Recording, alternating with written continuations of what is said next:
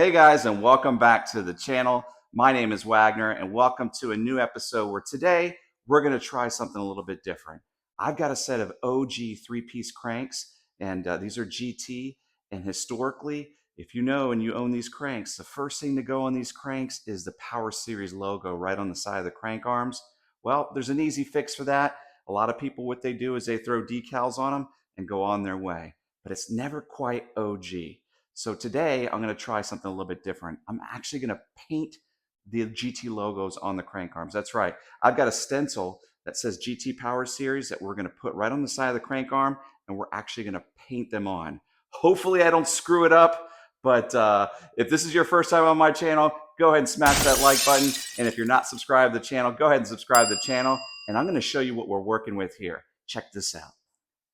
So what we've got here is a set of OG cranks. And as you can see here, this is the crank arm. And again, as I mentioned before, that GT Power Series logo, it wears off over time. Now, I just happen to have some OG cranks here. And as you can see, this is the actual original stencil. These are not decals. Probably the nicest set that I have. You can see there on the other side, that G is a little bit worn off. But what we're going to do is we're going to actually use this stencil right here. And this stencil is going to go right on this crank arm. I'm going to stick it on there, and then we're going to mask it off with some masking painter's tape, and then we're going to use this paint plus primer in a satin black finish. I think the satin black will give us real close to this look here, and of course we're going to use some alcohol here to prep this crank arm before we do it. But that's essentially what we're going to do here, guys. You're going to see the entire process, and again, I hope I don't screw it up, but we're going to go ahead and paint this stencil on. We're going to tape it, and I'll show you what that looks like. Okay, guys. So let's talk about the stencil. Now, this stencil I got on bmxmuseum.com. You can go there, and I'm going to throw that up on the screen so you can see where I purchased these. They're about $25. You get 3 of them, and as you can see, this is the exact stencil as the crank arm. So you can see that it's actually almost identical. I don't know if you can see that, but it's really darn close, right? So this is the stencil that we're going to use. And essentially what I'm going to do is I'm going to put it right here, and it almost matches up perfect, which I kind of like here. And I think that was intentional. You can see the edge there. If you go right to the edge of where the spindle bolt goes, that's pretty darn close to where this GT, this is the original, and this is the one I'm using as a guide. You can see that's pretty darn close to where it's supposed to be. So that's how we're going to use this and how we're going to position it. We're going to do it very carefully and make sure that we get it nice and straight. But I'll do a video of that. First, I'm going to go ahead and clean this and prep it with alcohol, and then we're going to lay this down.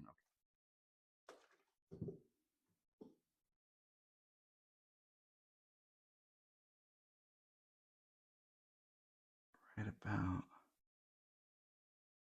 there. Yeah, I think that's pretty good. That's where we're going to lay it. Oh, make sure I lay this flat here. And you really want to press hard here to make sure that there's no bleeding that happens here. So I'm really pushing hard in between each of these letters here to make sure that we don't get any bleed, because if this is not tightly secure to that crank arm, you're gonna get some bleeding on this. So we're gonna lay this down, tape it up, and again, I'll show you what this looks like here. Now I've got like kind of just like a little squeegee here. It's got like a little flexible rubber blade on the end of that, and I just want to make sure that this is laid down perfectly, because again, we want to prevent that bleeding.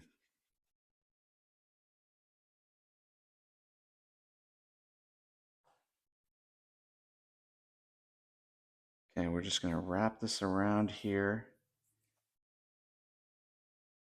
And this doesn't need to be perfect. All we care about is this top surface here. And then we will slowly peel this backing off, which will then reveal the stencil where we want to paint. So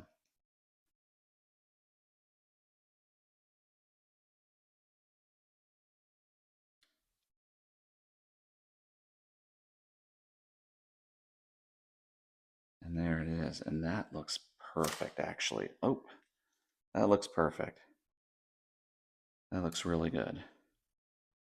And you can see there that that sticker there is real tight around those letters. And I may just go over it again just to make sure that this is laid down properly. But that looks pretty good. Okay, there we have it, guys. I've got it all taped off. And as you can see, I pressed on this thing probably for a good 2 to 3 minutes to make sure that there was no bubbles around the edges of those letters. Because again, if there is, and that's not sealed tight, you're going to get bleeding and you don't want that. But essentially I just taped everything off with some masking tape there. And as you can see, we've got it almost lined up perfectly. You can see there with our OGs. And then we're going to take this and we're going to spray it and see what it looks like. Now, here's the good news. If I screw this up, I can always take this paint off with just some regular paint thinner. Okay, just take a little bit of paint thinner and a tablecloth or just a napkin and soak it in that paint thinner and it'll rub right off and you can start all over again and you can do it. So don't be worried if you screw it up. You can always redo it again. The only thing you're gonna have to make sure is you got plenty of stencils. So that website that I just showed you on BMX Museum, you can get 3 for 25 or get 6 for 50 and you can do trial and error. But we're going to go ahead and we're going to start to spray this, and I'll show you what that looks like. All right, guys, here's the moment of truth. As I mentioned before, we're going to go with the satin black, okay? And I've actually done an experiment with gloss black. I'll show you what that looks like, but I think satin black's going to be the best color to be able to get us exactly, or at least very close to what the OG looks like. So we're going to go ahead and we're going to start spraying this, and we want to do some really light coats here. We don't want to go too heavy with it. I put a piece of paper underneath there so that it wouldn't move. And here we go.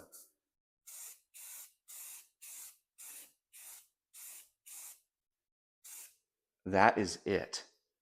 That's all we're going to do right here. As you can see, I didn't go too heavy with it. I don't want to go too heavy with it because if it go too heavy, you're going to be able to see it against the crank arm. So you saw that maybe that was 3 or 4 passes, and we're going to let that dry for about 15 minutes, and then we're going to see what it looks like. Now, this paint that I got here, this Krylon Fusion all-in-one, it is a fast-drying paint, so 15 minutes should be all we need, and then we'll pull that stencil off. All right, guys, so this has been sitting in the sun for about a good 15 minutes.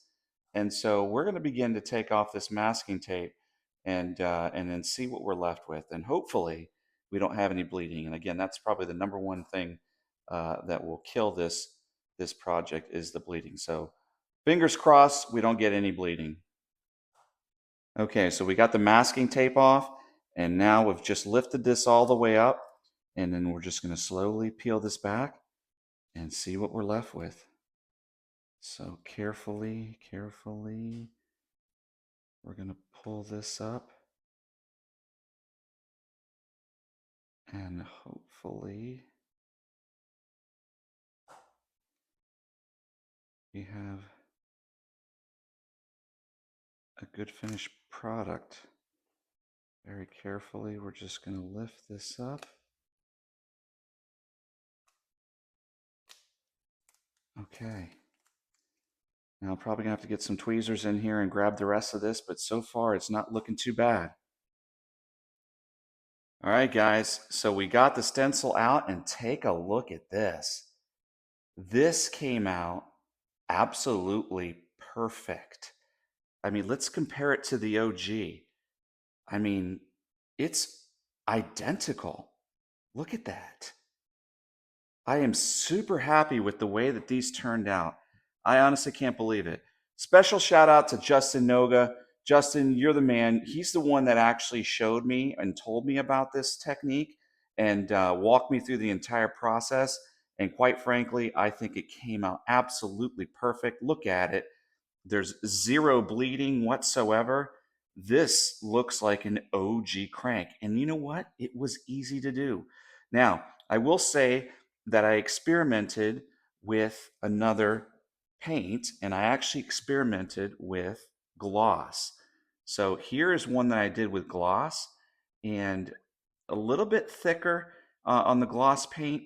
Perhaps it's a thicker paint, I think, to begin with, and you can see there's some bleed on the T there on the very end. But take a look at the difference here. There's the gloss, there's the satin. Obviously, the satin is the way to go. So what I'm going to do is I'm going to take some paint thinner and I'm going to take this off, and it shouldn't be very hard to take off. And then we'll respray this in the satin, so that way we get the finish that we're looking for. But there again, just to look at that, I mean, this came out absolutely amazing. And that pretty much wraps up for this video. Hopefully you guys can try that and are successful with it. And I will see you guys on the next one.